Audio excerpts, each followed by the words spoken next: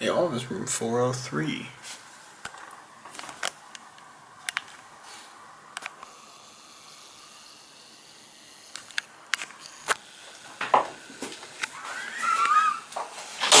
Alright, well, we got the map right here. Notice I'm on 403 on the corner.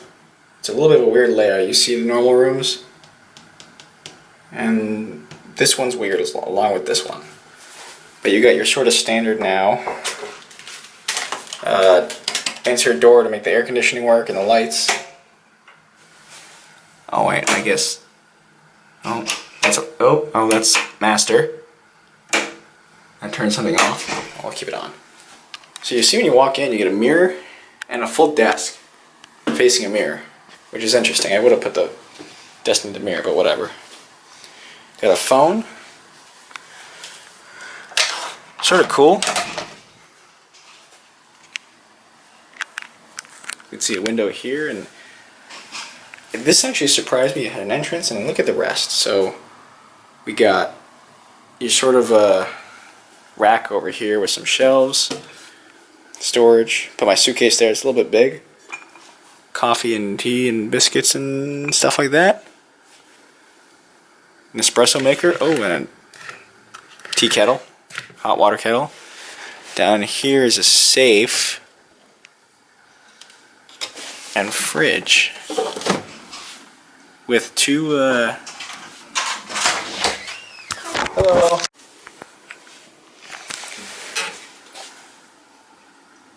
Alright, before I get interrupted, lady, that I guess head housekeeper, came in to check to see how everything was going with the room. 5 minutes after I walked in. I actually walked in here about 5 minutes ago. But you can see the best part of the room is the bedroom. And before when I came in here, this was all closed. Oh, okay. The lights turn that on. You can hear the bed over here. You see it has a smart TV on the side. And these are cool little shell fixtures on the wall, and it's nicely painted. But the best part by far is this view. And it's too big to get my camera on it, but you can see lots of busy stuff going on down here. And there's some windows on the other side and in that building, so it's a working day today, so I'm not going to keep my windows open while I'm sleeping, but there's a Leicester Square down there. Yeah, so this is the 4th floor right now. They actually offered me a room on the 8th floor, the top floor. The top room floor. Drawer here, that looks like something they missed. Bottle cap there. So, some dust spots around, not too bad. But, sheets, I'll give them a 7 out of 10. This is okay. Never seen something like this before, except in my grandma's house. Now, what is this? I hope it's not a microphone. It looks like it's nothing in there. And I say that, you think I'm joking or being paranoid, but that has happened in hotels before. Outlets, you got 2 USBs and 2 220 volt outlets, as well as a light switch. Oh, there's also lights in the ceiling. Oh, turn those off. And here's the master. Nice bed lamp. As well as a TV. And I don't want to stick my finger in that. Outlet over there. Let's go to the bathroom now. Oh, it took me a while to figure out how to turn the light on, but it was outside. So you can see the bathroom is actually nice and spacious.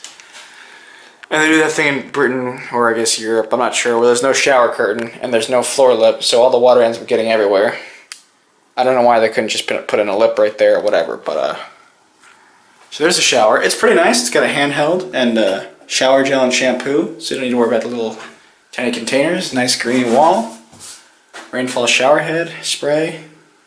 Looks nice. Toilet. And sink's nice. The basin's really nice. I saw this when I walked in, the volume switches. I'm not exactly sure what they do. I'm wondering if it's connected to the speaker on the outside, but I don't know.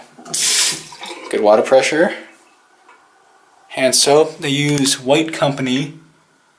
Local products. The White Company in London. Towel rack. Looks like can use some adjusting.